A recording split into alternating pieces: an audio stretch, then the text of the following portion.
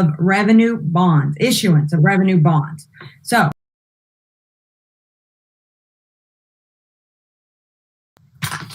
be with me as I read up through this. Be patient.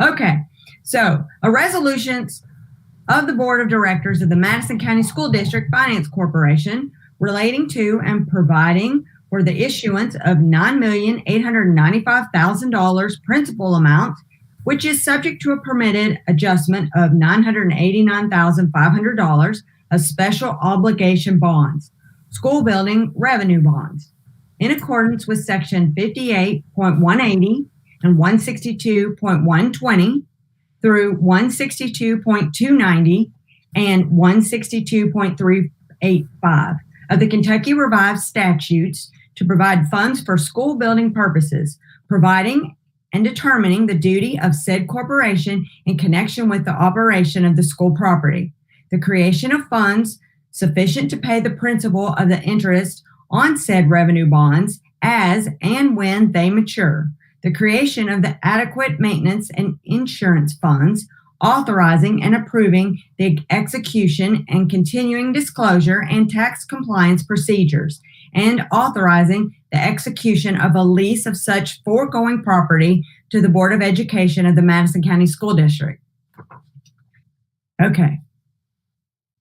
With that now has been read, are there any questions?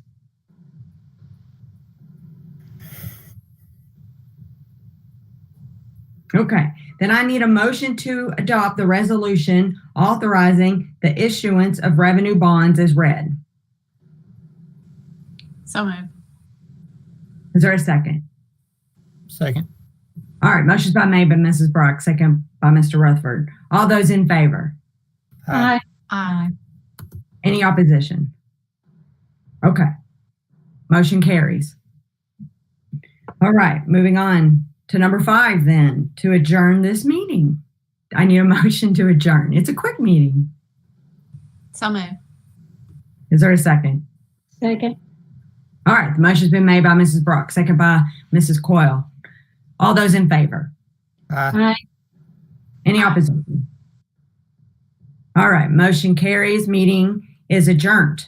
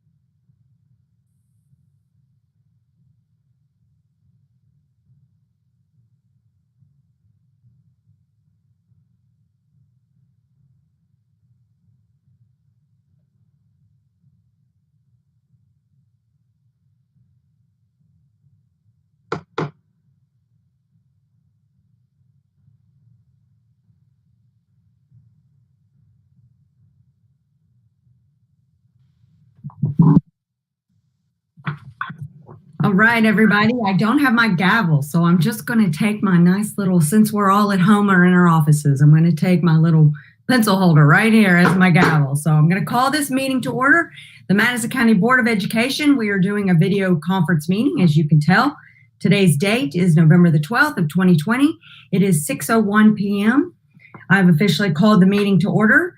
And number 2 on our agenda tonight is to read the vision statement.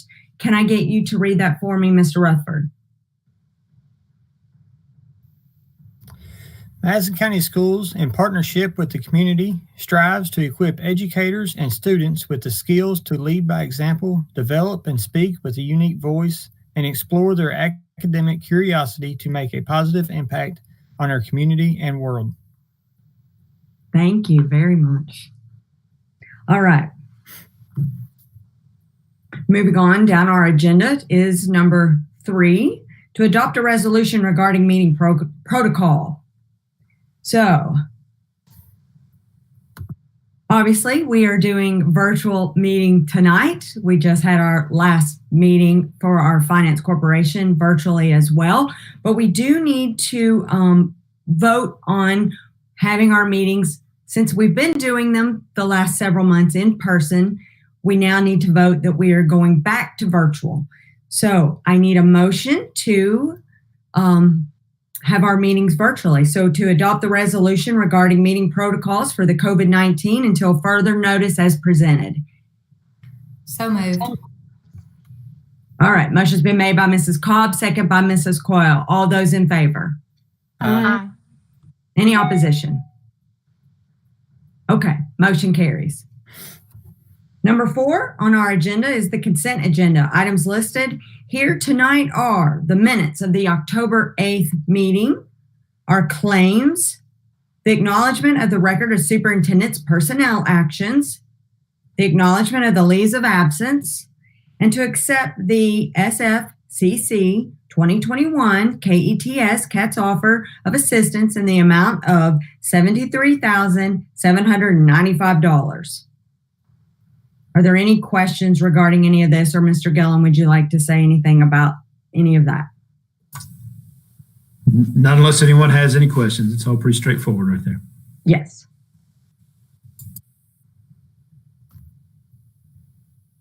All right. Then I need, if there's no questions, then I need a motion to approve the consent agenda as it's presented. So moved. Motion's been made by Mrs. Brock. Is there a second? I'll second. All right, second by Mr. Rutherford. All those in favor? Aye. Aye. Any opposition? All right, motion carries. Moving on the agenda item to number 5, our action agenda. 5A is to receive the 2020 audit report. Tonight, we have our speaker, Mr. Brian Woosley, with Giles Carter and Associates, PSC. Hello, can everybody hear me okay? Well, thanks for having me here tonight. I appreciate the opportunity to let you know how the audit turned out. As we know, this is an unusual time, and we performed the majority of our audit procedures, other than our work at the individual schools, virtually this year. So I want to thank Mr. Woods for his help in coordinating all of that and making sure that everything went smoothly. One of the things I think that helped us a lot was our use of Munis and our ability to log into that system and access the information that we needed. So that was, it would have been much more difficult had we had to do everything via paper back and forth. So I appreciate everybody's effort to get everything done and to be able to meet the initial KDE timeline. So you should have, I sent out the audit report, and I also sent out the financial highlights summary. So I will go over that summary with you, and then if you have any questions, we can go through that as well. I always like to point out what type of opinion you received on the statements. You received an unmodified opinion, which means that you are complying with all the accounting requirements that the GASB requires. There was a delay. The GASB did delay implementation of several standards that were to be effective for this year due to the COVID pandemic. So those standards are expected to be adopted unless the GASB makes further changes for next year's financial statements. The management discussion and analysis is also part of the financial statements that's written by the district. So make sure you take an opportunity to look at that.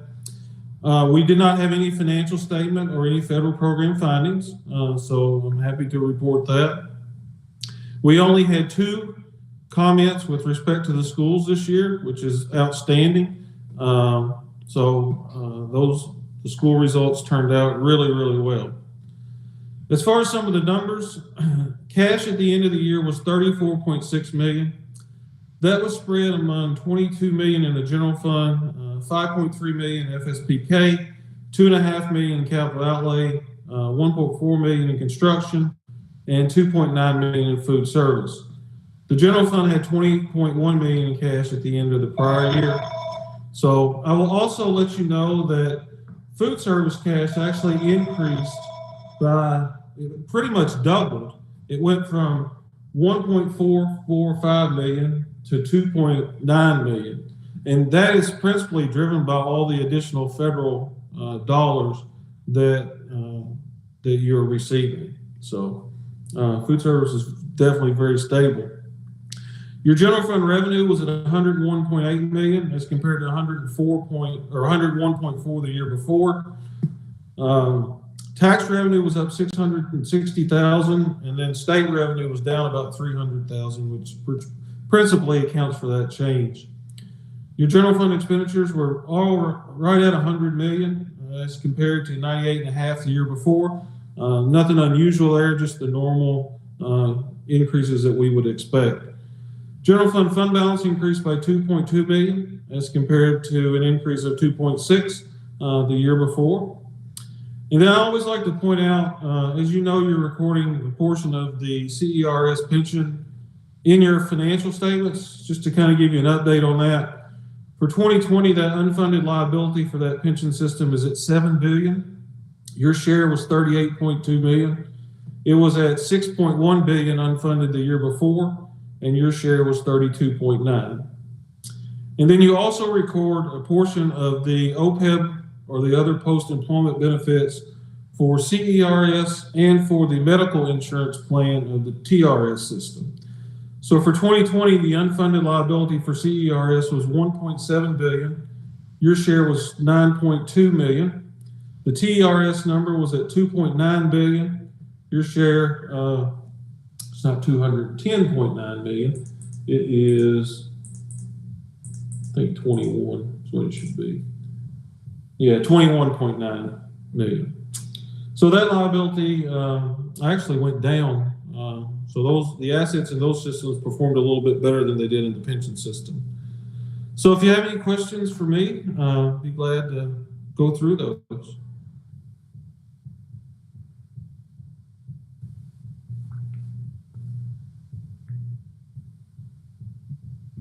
Are there no questions? Then you must have done a great job, Mr. Lewis. Well, I appreciate your time. And like I said, it was a different experience this year to do the audit this way, but I do think it went very well. I was expecting it to go well because I know the people that we're working with at the district, and I knew that you would be prepared for this type of environment because you've been working toward paperless type systems and things that make the electronic process very smooth. So I appreciate that very much. Well, we appreciate you. And if there's no further questions, then we need a motion to formally receive the 2020 audit report from Styles, Carter and Associates, PSC, tonight as presented. So moved. Is there a second? I'll second. All right. The motion is made by Mr. Rutherford and seconded by Mr. Hall. All those in favor? Aye. Aye. Any opposition? I'm trying to listen and watch all of you at the same time. All right, motion carried. Thank you very much, Mr. Right. Thank you. You'll have a good. All right. Moving on to 5B, to approve the PO for signage. So I think everyone has seen some of the signage that has been around our schools. It's very nice. So very excited about that. So we got pictures of all of it. So Dr. Gillum, would you like to say anything about all the pictures that we saw about all of our different schools? Well, I think you all have seen the pictures, and obviously what we needed to do was put a lot of signage up in our schools so that students would know which ways to go. As we made some adjustments to things like one-way hallways and be reminded of all of the other safety protocol that we had in place. So the way this actually worked is we had the representative from the company here that went out to the schools. They went through the schools, measured all of the different areas, and looked at the different types of signage that needed to be put up, and then they actually installed it as well. And a lot of this, a big part of this, though, also is are those sandwich boards, which schools will be able to continue using for a variety of things, even beyond this COVID-19 circumstance we're in. So if anyone has any questions, I'll be glad to answer.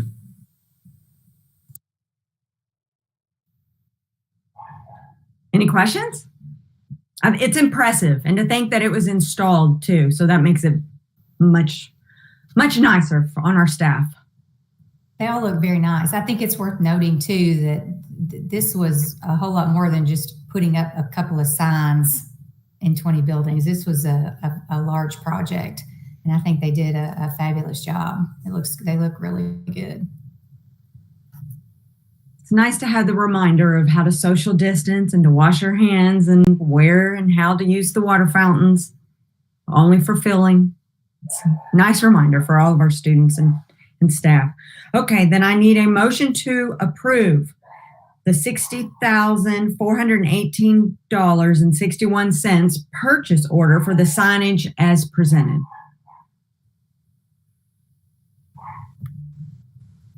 So moved. Second. All right, the motion's been made by Mrs. Cobb, second by Mr. Rutherford. All those in favor? Aye. Aye. Any opposition? All right, motion carries. Next on our agenda is 5C, to approve the Mental Health Agency MOA. So this is the Mental Health Agency MOA. I believe everyone's read the document. Dr. Gillum, would you like to discuss? Well, this is just a generic memorandum of agreement that we're able to use in the event that we use some outside mental health agencies. And what it really does, we have different outside mental health agencies that want to come into our schools and see patients. And that's a good thing, because that provides an opportunity for our students to get the help that they need and to make sure that everything goes well with that. But what we've been doing is kind of making these decisions on a case-by-case basis with there at the school level. What this does is it provides essentially a set of guidelines that the mental health provider would need. I say guidelines, really it's assurances that the mental health provider is assuring us of certain things before we would permit them to come in. So it's really not restrictive at all on our part. It's more of a guarantee that these providers are meeting the assurances that we need.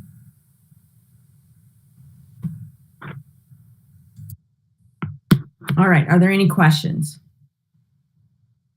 It was interesting to read over this agreement because you take for granted that it's easier said than done, obviously. So nice to have that. Okay, if there's no further questions, then I need a motion to approve the Mental Health Agency MOA as presented. So moved. All right, motion's been made by, was that Mrs. Cobb? Oh, it was Mrs. Brock. Okay, and then a second by Mrs. Coyle. All right, all those in favor? Aye. Aye. Any opposition? Okay, motion carries. Moving on our agenda to 5D, to approve the draft district facility plan. We have our speaker tonight, Dr. Dustin Brumbaugh. He's our HR director. Welcome, Mr. Brumbaugh. Good evening. Before you guys, you should have a copy of our district facility plan. I believe in September, you guys approved for the local planning committee to come back together. The local planning committee met 2 times on October the 27th and November the 10th. Basically, before you, we've made a couple small amendments to that facility plan, basically taking Madison Middle and making it from a permanent facility to a transitional facility, adding a new middle school to replace the existing Madison Middle, and then everywhere that renovations to Madison Middle was on the plan, we removed it. We sent that to the facilities branch at the Department of Education. They gave their blessing, so to speak, on those changes. We met 2 days ago and basically approved the exact plan again. So everybody was on board. Ms. Coyle was the board representative on that. So I don't know if there's anything she would want to add or Dr. Gillum, but basically it was a pretty clean, neat and tidy, couple small changes we made. And before you have that draft. Any questions? None? I guess the only thing I'd want to... Bunch tonight. What's that? We're not a very talkative bunch tonight. No problem.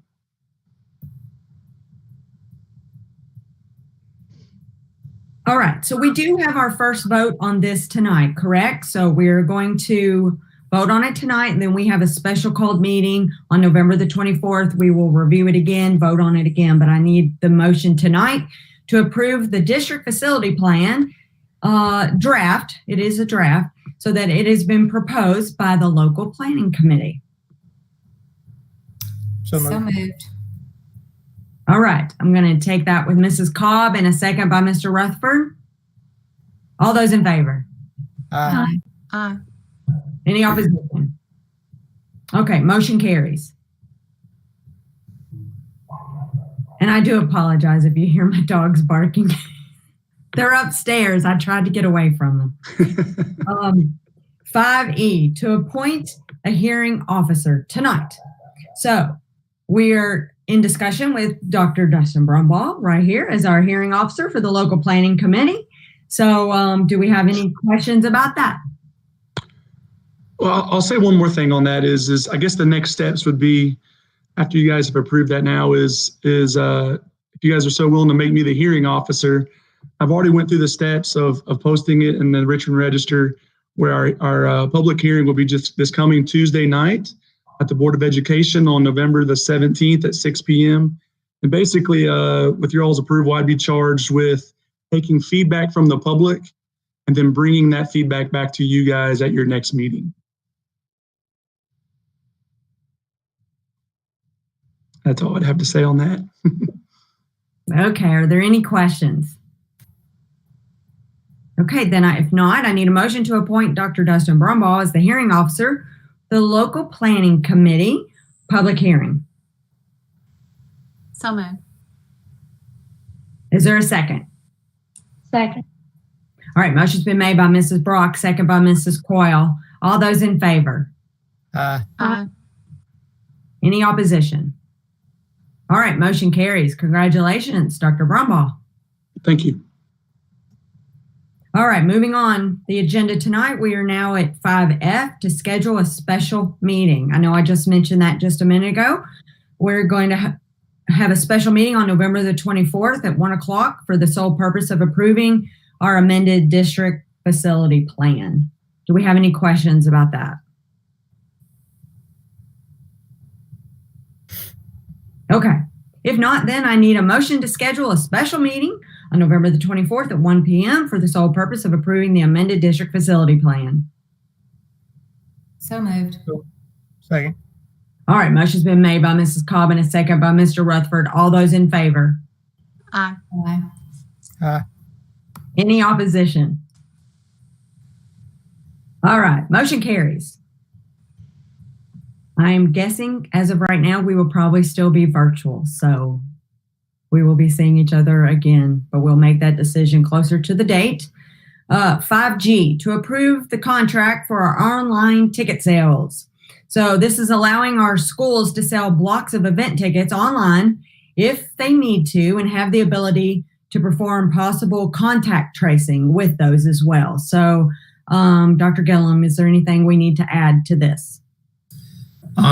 No, again, it's just a part of a serves a dual purpose there. One, we're in need of this right now, just simply because of our safety protocol that we need to have in place for events as they come up, where people can purchase tickets through an online source and will not have to take the money at the gate and so forth. So there's less money handling, and also as we look at the possibility of restricting attendance, this would allow those ticket sales to happen as a pre-sold basis, so that if we're limiting capacity, people will be able to get on there, and then they would know a day or two before the event whether they were actually going to be able to get a ticket and get into the event, as opposed to waiting to the night of and showing up and then all of the tickets being gone, or all of you're already reaching maximum capacity. So, and then a third benefit there is through contact tracing. And one of the pieces that we have to be able to do is if we should have some type of outbreak or whatever at an event, we would need to be able to contact those people. And so by using this third party, when you register and purchase your tickets, you provide your contact information, so therefore we'd be able to reach those if we needed. So considering our current times, it's something that is beneficial to us. Questions? I have a question. Mm-hmm. I noticed that it was an auto-renewing contract. It's a contract for a year, but it automatically renews. Is this something that we're going to continue after this is over, or are we stuck with it? I mean, what do we have to do? Yeah, okay. So first of all, it really doesn't bind us to anything. It's really an agreement that if we choose to use them, this is how we do it. Okay. So we still have options, and if it's not something that's working for us, we don't have to use it at all. Great. I know I had questions about it and spoke to Dr. Gill, and I think it's worth noting, just like you said, this is just an option for our various schools to use. If they don't like it, they don't have to use it. So that, I think that's a good point to make sure everybody understands. Yeah, we can go right back to doing things the way we've always done anytime we want to. Yes. All right. If there are no further questions, then I need a motion to approve the contract with Hometown Ticketing for online ticket sales. So moved. I'll second. All right. Motion's been made by Mrs. Coyle and Mrs. Brock seconded. All those in favor? Any opposition? All right. Motion carries. All right. Next on our agenda is 5H, to approve the 2021-2022 calendar committee. All right. So on this committee, I'd like to read the names so that everyone watching can know who's on the committee. Jocelyn Glover is the parent representative. Mike Reister from our central office would be the representative. Donna Morris, she's an elementary school representative. Kevin Presnell, the NCEA member representative. Kirsten Estep from our high school. Mindy Goebel would be our community member. Phyllis Adams would be our second community member representative. And that is it for the calendar committee. Are there any questions? Okay, if not, then I need a motion to approve the 2021-2022 calendar committee. So moved. All right. I'm going to take that with Mr. Rutherford making the motion. Mrs. Brock seconding it. All those in favor? Aye. Any opposition? Okay. Motion carries. It's kind of crazy that we're already talking about 2022. All right. Next on our agenda, 5I. It's our instruction report. We have some speakers tonight with our math coaches, Tiffany Brock and Sandy Kaplan. Welcome.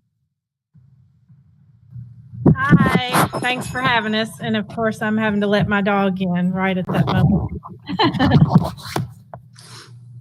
All right, I'm going to share my screen real quick. If it'll let me. It has me. Oh, there we go. Oh, it says I can't share. Tiffany, are you okay with that? I'm great with that. That's fine. Okay. We're just going to roll on then. Thank you for having Tiffany and me join you this evening to share an update on active implementation in Madison County and the work that our team has been involved in since our last update in May. All right. So some of the things that have changed, we do have a new coach this year, Miss Sandy Kaplan, that you just heard speak. We also still have Sarah Schaefer. She is at Kit Carson this year. Ashley Griggs is being hosted by Foley again this year. Denise Strange is at Silver Creek. Sandy is at Waco, and I'm at Daniel Boone again this year.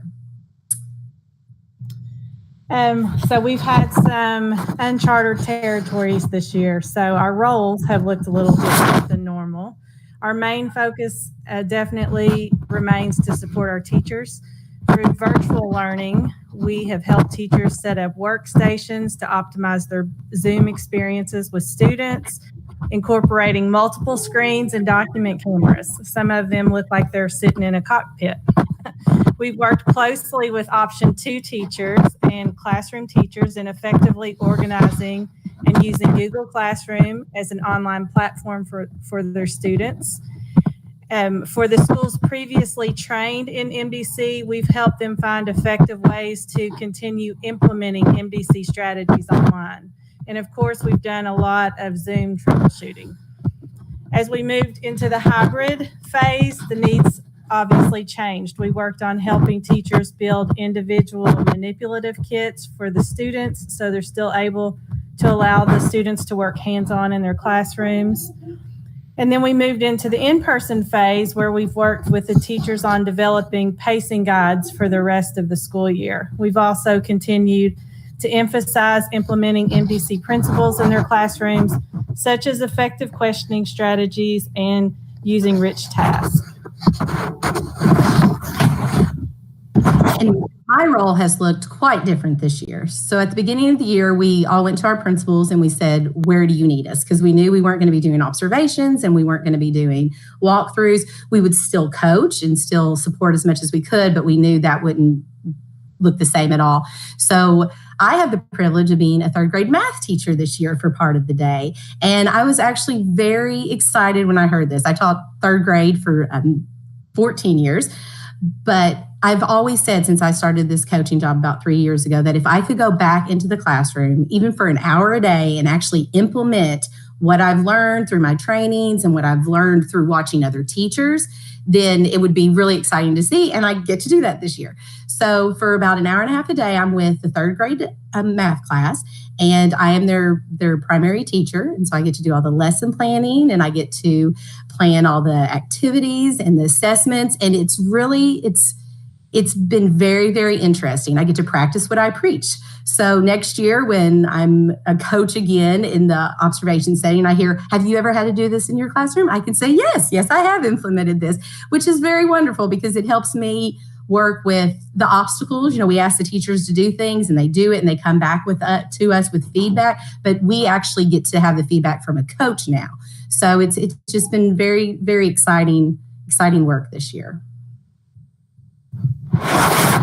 As you all are aware, Madison County has 3 district initiatives, and we absolutely have not wanted to create extra added stress on the teachers this year. So currently, the district has asked teachers that have been trained in CCI, continuous classroom improvement, and those involved with the Math Design Collaborative to continue implementing those best practices they have previously learned as they feel comfortable and as they're able to. So as a team, since those have kind of been put on hold a little bit, we've been focusing on the professional learning communities and working together to improve student achievement. And that's what we'd like to spend the rest of our time talking about.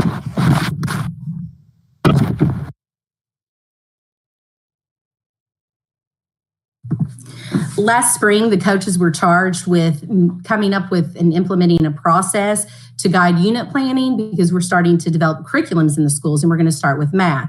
So we were charged with how that would look to actually implement this unit planning. So we met with the principals and district leaders to find out what they felt needed to be included in this and how it should look.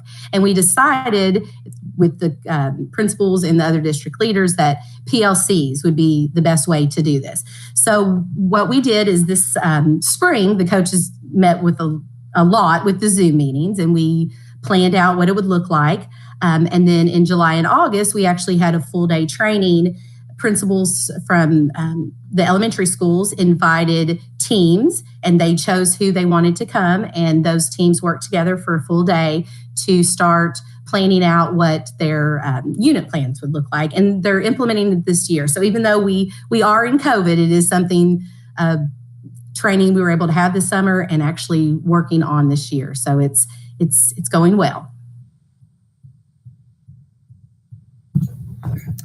So far, our plans are to continue working on supporting teachers and their needs, whether they're in the building servicing students in their classrooms or whether they're working to support students and teachers working in a virtual mode.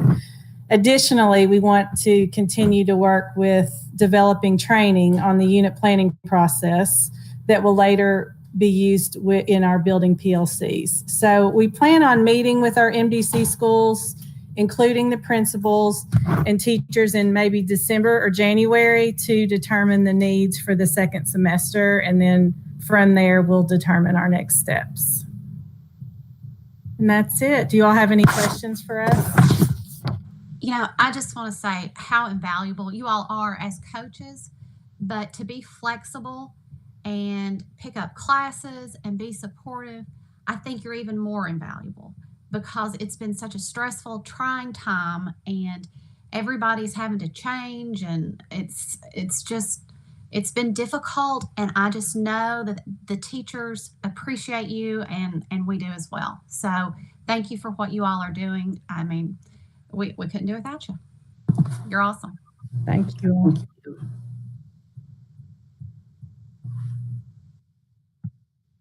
Any other comments? Thank you, Beth. I mean, we all agree with Beth. She said it best. Perfectly. She always does. Okay. If there are no other comments, then we move on to I believe it's our construction report. Yes, moving on to 5J, construction report. Tonight, our speaker is again our monthly speaker. We're happy to have him, Mr. Tony Thomas. Welcome. Well, thank you very much. I'm going to start, of course, with the construction report for the Richmond Area Technology Center. And I have a PowerPoint prepared. And hopefully everyone can see this. And again, we're starting at the Area Technology Center. A lot of good progress this month, and fortunately, good weather. You can see where one mountain has turned into two mountains now. One's the topsoil pile, and they've excavated a lot of rock. So we've got two big mountains back behind Toyota in the bank there. And they continue to pile more, although they are just about done excavating the rock now. This was a picture from last month. You can see Toyota in the background there, where they were putting down what we called a rock bridge. And of course, this is in the gymnasium area where they were taking the rock out. Now we have a big flat site. And I say now, this is actually a couple of weeks ago. You can see how quickly they've moved. That hole with rock and fabric in it is now a site. And this is another picture of it. They've done a good job keeping it flat to keep the water drained off of it. Again, fortunately, we've had good weather. Where there's a lot of fill, we've put some settlement monitors. We just want to make sure that where we've put compacted a lot of earth, that we want to monitor and make sure that it doesn't settle too much, or if it does settle, that we, keep it in check. A lot of stored materials on site. When you see pay applications and invoices, just know that there's a lot of materials on site. Last month, I think I showed you a piece of equipment that they were just really ripping through the rock with. So this is that tool that they have with a bunch of steel carbide tips. And this is what it does for them, digging trenches through the rocks. A lot of storm drain has been installed, as well as the building pad. This is this week's pictures. You can see some work again along 4 Mile Road there, putting in some storm drainage. That is where the storage building pad, just a beautiful looking pad. They've really done a good job so far, both in how efficiently and timely they're doing the work, but also the quality of the work. And also early this week, you can see they've started footers. This would be the gymnasium and serving area, storm shelter area. And as I understand it, as of today, they've actually poured some concrete. So you're going to see the building go vertical pretty quick, which is about as quick as I've seen a building this big go vertical. So we're glad to see that. And as of yesterday, you can just see the big flat site where they're ready to dig some more footings out in the main part of the building. They're doing they keep it rolled down like that. And so again, if it rains on it, the water just sheds right off and doesn't damage the soil. And this is just a nice sunset picture to end the construction report. So Are there any questions related to the Area Technology Center? Tony, I know you mentioned we've had good weather and whatnot. Any chance we're a little bit ahead of schedule? I would say that we are a touch ahead of schedule, but winter's coming, so hopefully that how far we are ahead of schedule now. I mean, I'd like to stay that way, but if we run into some rough weather over winter, it shouldn't put us behind for that January occupancy of 22. Anyway.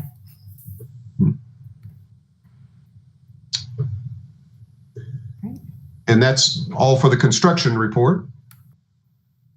Okay, so then we will move out of the construction report into 5JB, which also involves Mr. Tony Thomas, but we're going to approve the BG4 for the MCHS, so the Madison Central Roof Project.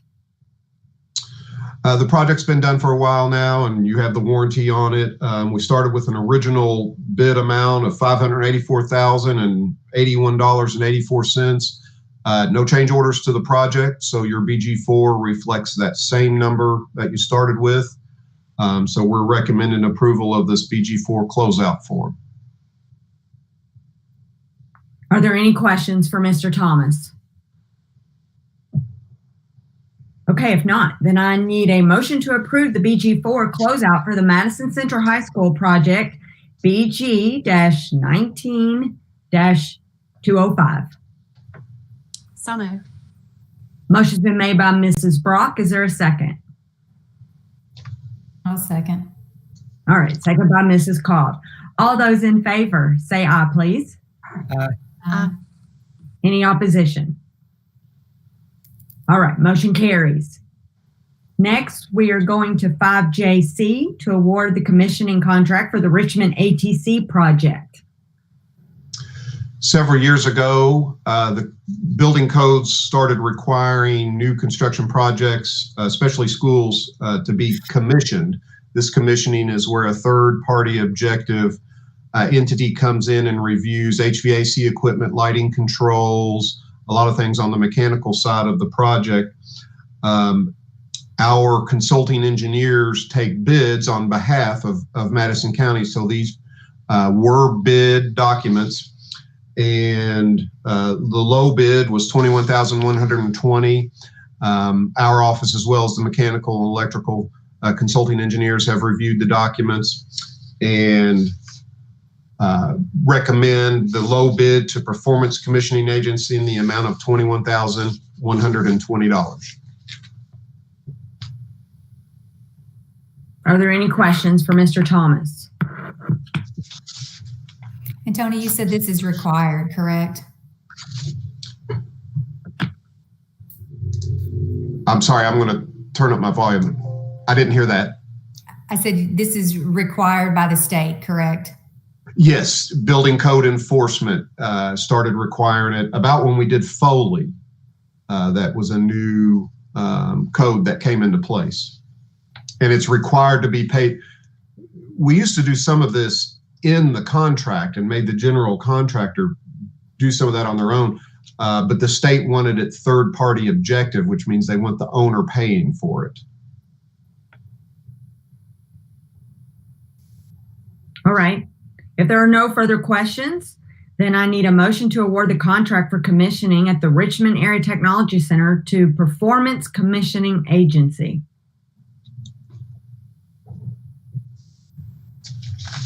So moved. Second. All right. Motion's been made by Mrs. Brock, second by Mr. Rutherford. All those in favor, please say aye. Aye. All right. Any opposition? All right. Motion carries. We'll keep moving down the agenda. 5JD, to approve the revised BG1 for the Berea CTC. If I may, I'd like to tackle the next two items in this discussion. On Tuesday, of course, we took the bids for Madison County for the Madison County Career Technical Center in Berea. Received 5 competitive bids. The low bid, again, was Rising Sun Development. Their base bid was $14,050,000. with 4 alternate bids. Number 1, $27,530. Number 2 was $0. Number 3 was $0, and number 4 was for lightning protection. With recommendations from the design team and discussion, of course, with your administration, we decided it was in the best interest to accept all the alternates for a total of $14,114 and $30. Of course, in your next agenda item, which accepts the bid, KDE will require you to revise your BG1 to reflect this new contract number accurately. So I'm assuming you have a BG1 available to you. You can see the total construction cost is the number that I just read off. The engineer's fee, architect engineer's fee, is right in line with the Kentucky Department of Education fee guideline. Of course, your bond discount and fiscal agent fee are from your fiscal agent. He reviewed our numbers before he set their numbers. Construction contingencies is 5% of the top number, which is a KDE requirement as well. Down at the bottom, the utility fees, codes inspection, survey and geotech, some of those are hard numbers already, and we know them now. The utility fees, we have some unique situation in Berea with the electrical company and them providing transformers and the electrical connections. So that's a pretty good little number, but it's taken, if we would have put it in the bid, it probably would have even cost you more. And that's one reason we recommended breaking it out.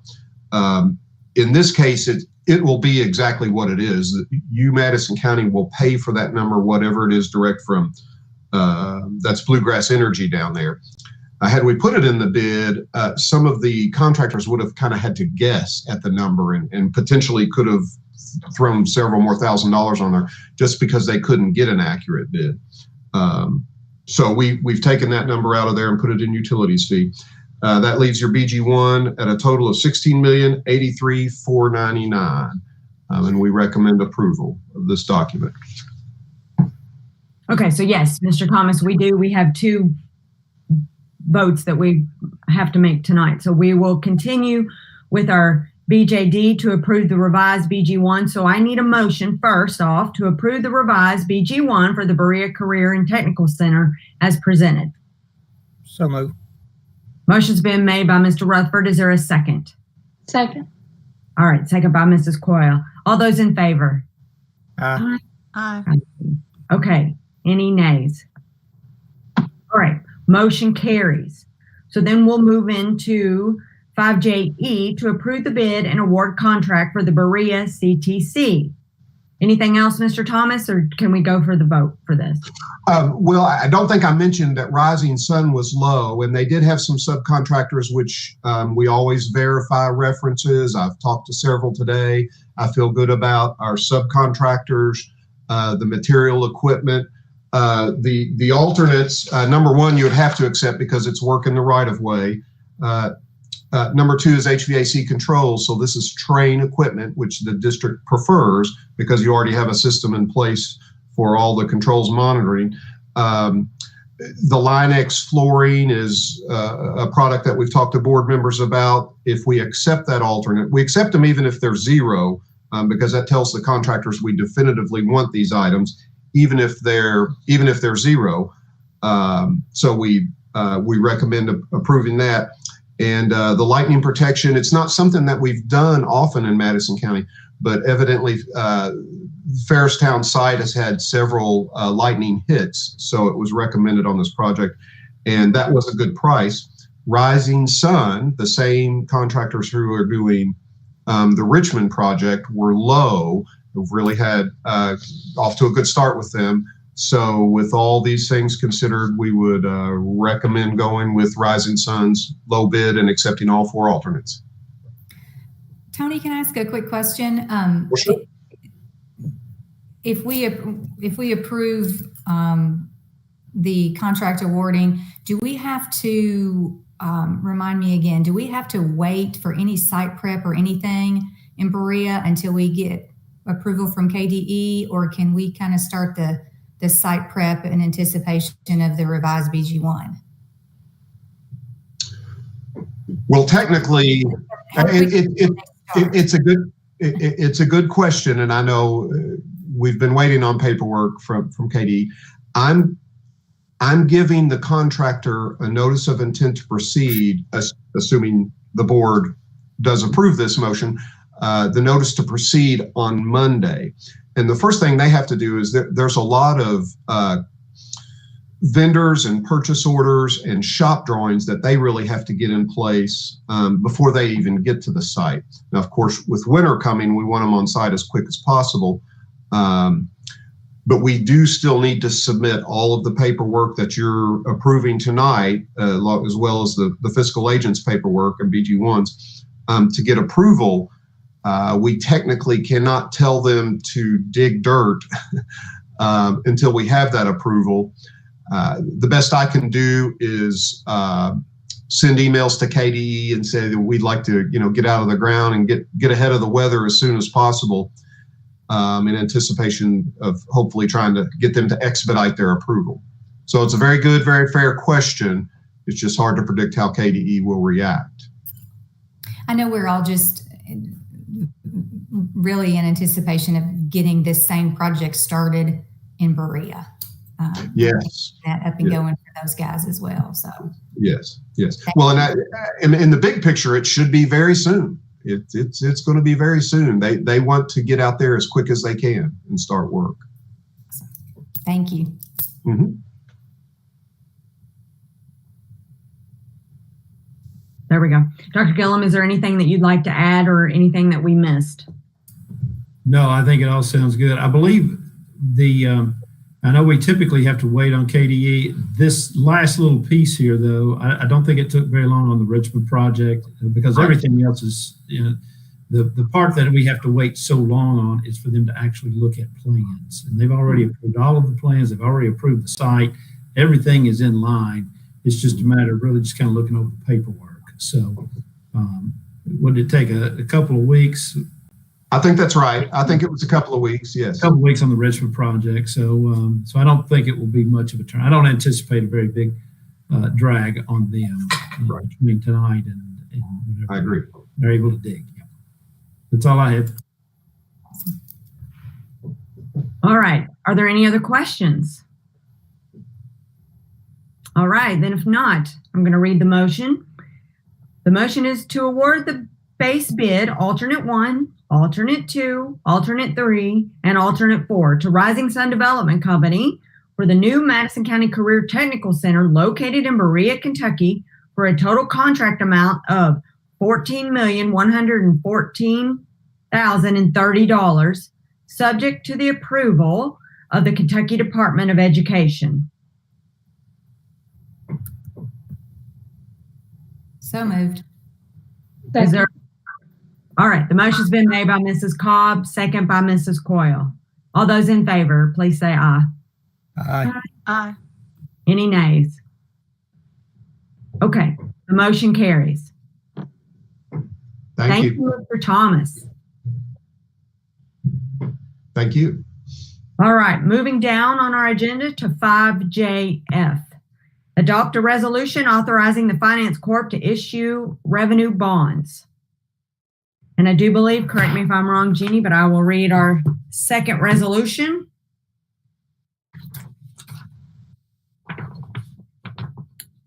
Resolution of the Board of Education of the Madison County School District, Richmond, Kentucky, confirming the acceptance of an offer of assistance from the Kentucky School Facilities Construction Commission, authorizing and approving the execution of a participation agreement with said commission, authorizing and approval the execution of a lease agreement with the Madison County School District Finance Corporation, and any further necessary instruments, approving certain architects' plans for the construction of a certain school building project, approving the execution of continuing disclosure procedures and the execution of tax compliance procedures, and approving the plan of financing the cost of said project.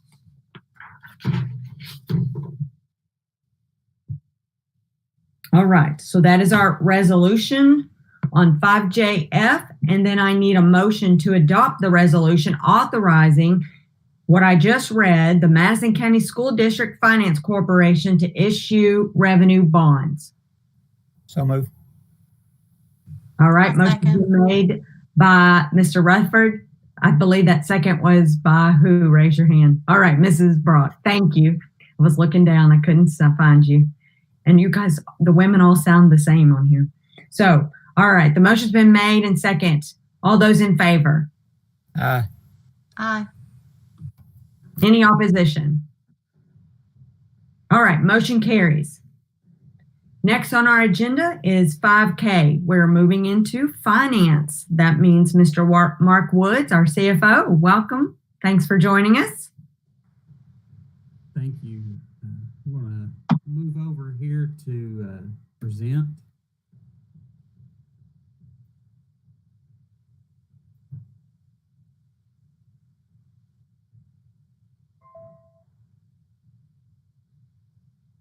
Hopefully you can see that.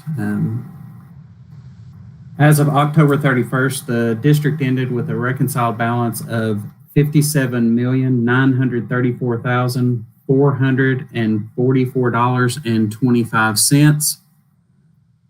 You can see that's up significantly. We did receive our bond money. We sold bonds during this last month for the Richmond project, and we did receive those funds. And we will be looking to invest some of that. We also were notified today of our first tax check to be coming in. So I've already started preparing to look into investing a little bit of that as we go into the winter season and having it mature in time to start paying out on projects. Of the reconciled balance, the district has $5,740,990.65 in investments. The rates still range from 1% to 2%. Again, we're going to be investing a little bit of this as we move forward. Also, in the packet you received last week, you do have the balance sheet and revenue and expense report. I've been looking through this here lately, going through it, making sure that we're staying on track with our expenditures and nothing's jumping being out of line at this time. I'll take any questions. Mark, you mentioned that you got notice of our first tax check. What was your opinion on that? Is it going to be collecting as much as we think, or? It seems by the first tax check that we're going to be pretty well on target for what we budgeted. Of course, it's hard to judge by that first check because a lot of it, when it comes in, it's based off of people escrowing now. The laws all changed about 2 years before I came into the district, so it's been about 8 years ago now that require all banks and escrow companies to take advantage of any discounts that are available on taxes.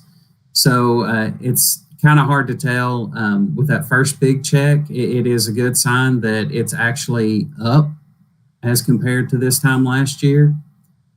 So I think it is a good sign that we're going to stay on target with this, but we'll keep monitoring. The biggest one will be the check that usually comes in December. It kind of tells us after that first lag where we have everybody paying from escrows. It kind of gives us an idea from that point on of where we're going to hit. Thank you. You're welcome.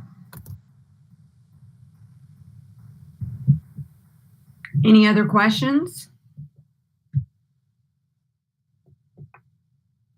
All right, then I need a motion to approve the monthly financial reports as presented.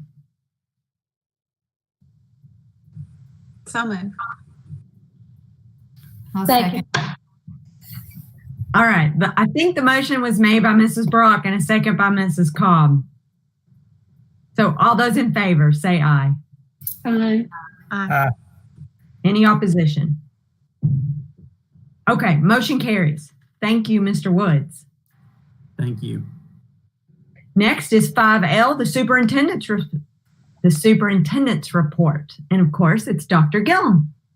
All right. Well, thank you very much. I appreciate it. My report tonight will be brief.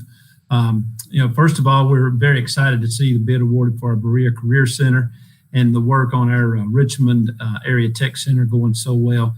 That's just makes you feel real good about what we're doing.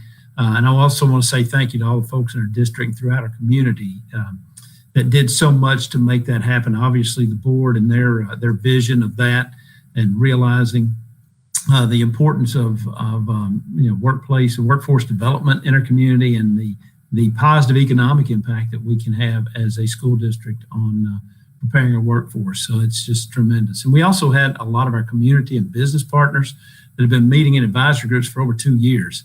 And we certainly thank them for their participation and their input on this on these two projects. And I know I've talked several times in the last few weeks with some of our community people and folks in local government, and they are very excited about these two projects. As far as our schools and our school district, we continue to move forward, and I certainly appreciate all the work of our staff members and certainly appreciate the patience and grace that's been extended to us by all of our stakeholders. And we regret that we've had to return to virtual instruction this week, but we're going to continue to monitor our numbers, and we optimistically look for a return following the Thanksgiving break. There are several factors that go into that decision. One of the most important is the impact of positive tests and quarantines on our staff. So we certainly ask that our community continue to do their part, following all the safety and mitigation protocols that are recommended by public health. And it's certainly going to be very important as we enter the holiday season. And we hope that everyone has a safe and a happy Thanksgiving. And that's my superintendent report. Thank you, Dr. Gillum. All right. Are there any questions for Dr. Gillum on his report? Okay, then if not, we'll move into number 6, comments from the board. I just wanted to congratulate Samantha and Beth and Becky for your re-elections. So we're excited to have all that work out really well.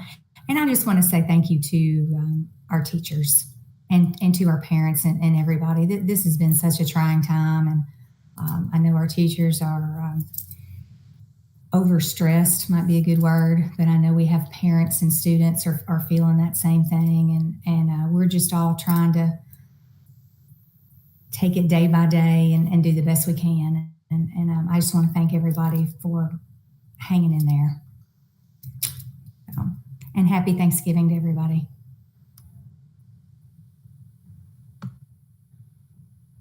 I'd just like to say thank you to our teachers. I know I got comments from some this week that they were sad that they didn't get to say goodbye to some of their kids on Friday because we went virtual so quick. Because like Silver Creek lets out a little earlier, so kids were pretty much walking out the door when they got the news. So they was a little sad. So that shows me their teachers are really excited to have the kids back in school. So hopefully we can get them back in quickly. And also I want to say thank you to our janitors who have been working extremely hard trying to keep these schools clean and keep everybody healthy. And also our food service workers that are having to cook food in the schools, and they was having to send meals home, and now they're having to go all the way home, fix meals to take home again. So, and our bus drivers who I'm sure will still be delivering meals if needed. So, and our principals who have do everything on 180 in a matter of minutes. So really appreciate all their hard work.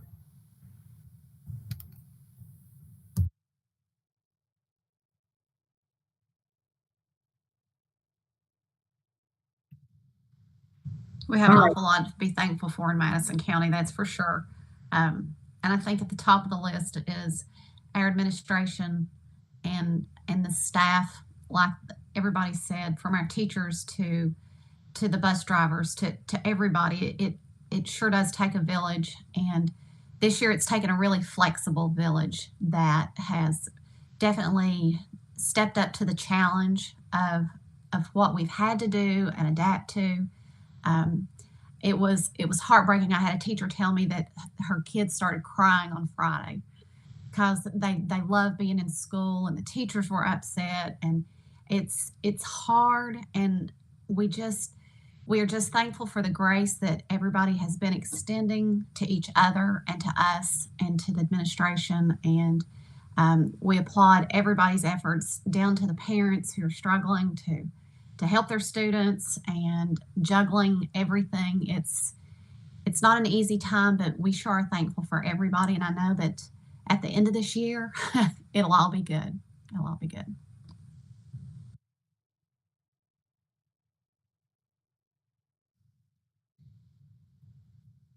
You guys said it great, and I won't add anything other than I'm very thankful that Dr. Gillum, you guys, the whole administration team, we have such a wonderful staff from the top down.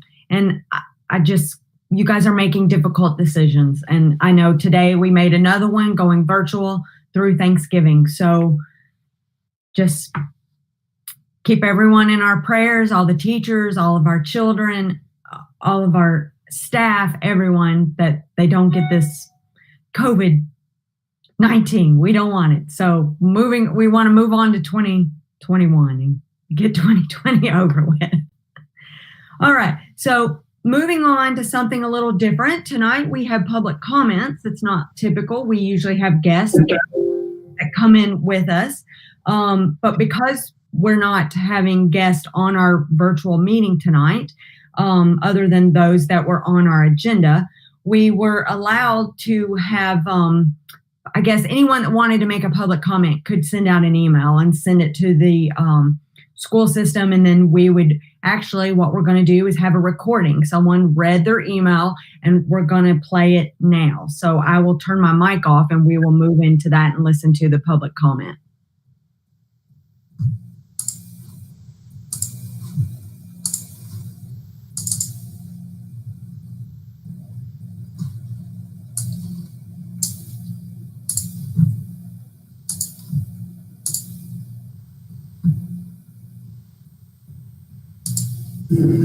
Thank you for taking the time to read these comments in their entirety.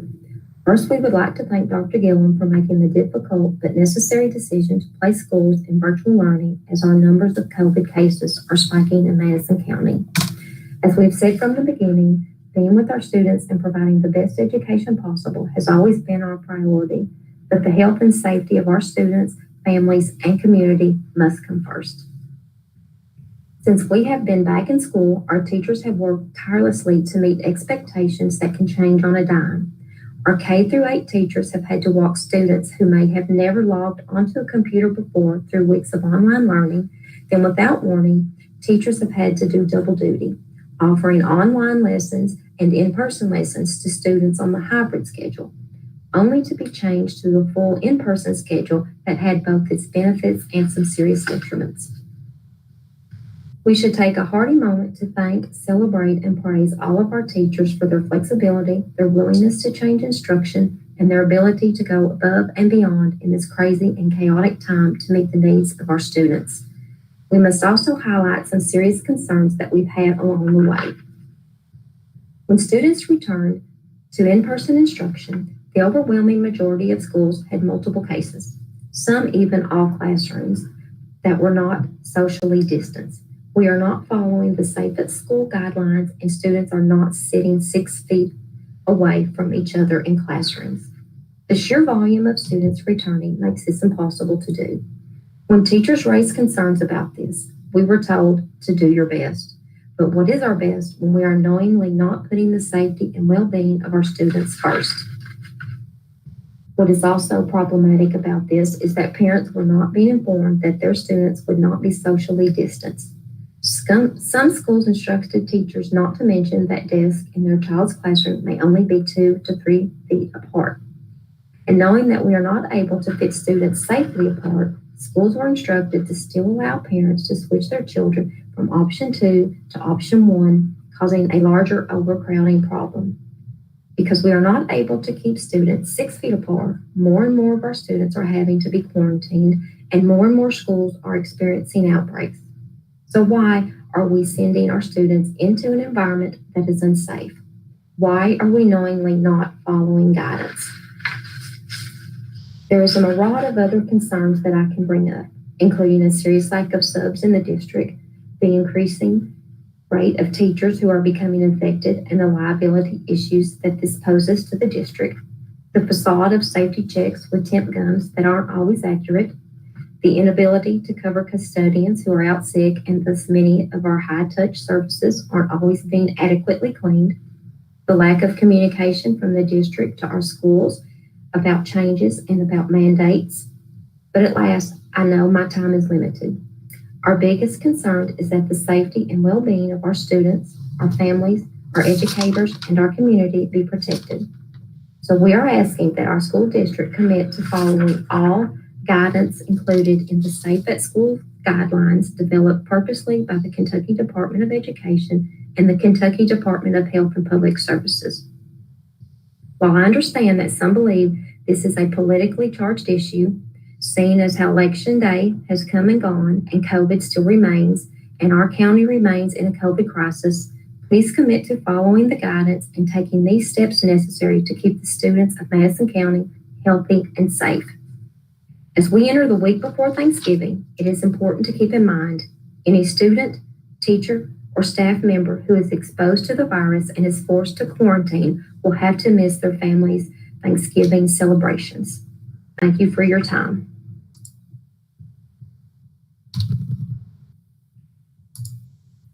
All right, we appreciate Ms. Centra and we appreciate her comments.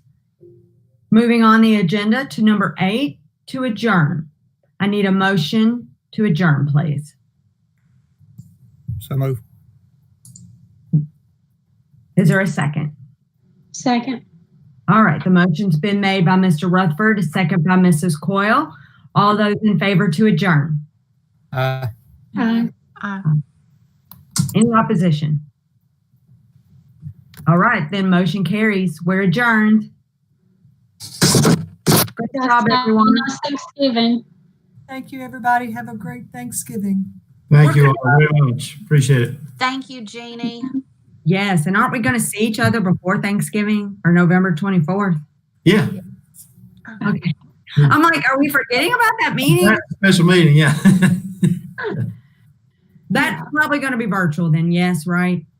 I think so. Yeah. We shouldn't have anything to do really other than just, the only items on the agenda, it will be that district facility plan, and assuming and we have to have an opportunity for feedback, public feedback or public comment, they'll make that or not. And then we just pass it again.